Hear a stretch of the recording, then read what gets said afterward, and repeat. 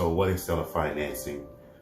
Seller financing is just basically a legal binding contract between you, A, the seller, and B, somebody, the buyer.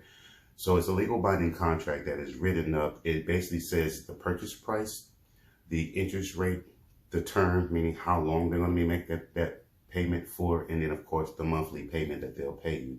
So anything can be seller financed, car, properties, businesses, and it happens a lot in the world that a lot of people don't realize. But on the way we structure our deals for seller finance, so we'll buy a property and we'll seller finance it to somebody that's basically locked out, traditionally locked out because they have poor credit or something in their payment history stops them from purchasing that property. So with the purchase of a seller finance deal, I've laid out the terms, the interest rate, the monthly payment. Me as an investor is good because I get to get what we call mailbox money, residual money coming in monthly. However, as the buyer, they get the opportunity to have a piece of the American dream, own a piece of a home that they would traditionally be locked out of, right? Now, with a seller finance deal, they do go on title, but you also retain ownership as just like if you own your own home or a car, there's a lien holder on that. So me now as being the bank get that residual income. However, if they default, I can take back that property and any upgrades or anything they did to that property, I can actually resell that property at a higher price.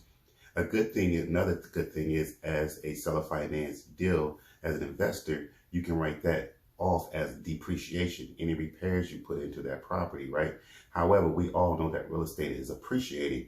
So as a real estate investor, I get to write it off as a depreciation, even though the house is appreciating. So I actually get to save money throughout the year that I get from that person. And it's not a tenant or rent to own. It's literally they go on property. Go on that property title. However, I am there as a lien holder in case they default. So that secures my interest in my seller finance deals.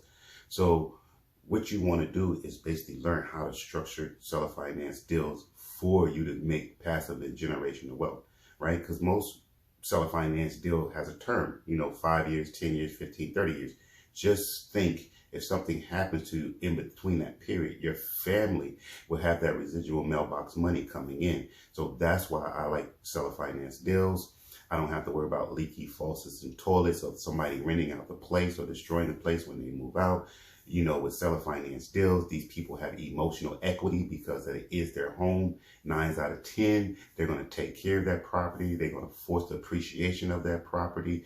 And you as the bank is always secured. So I hope that gives you a basic understanding of what a seller finance deal is. Again, it's just basically a binding contract of a note saying I owe you.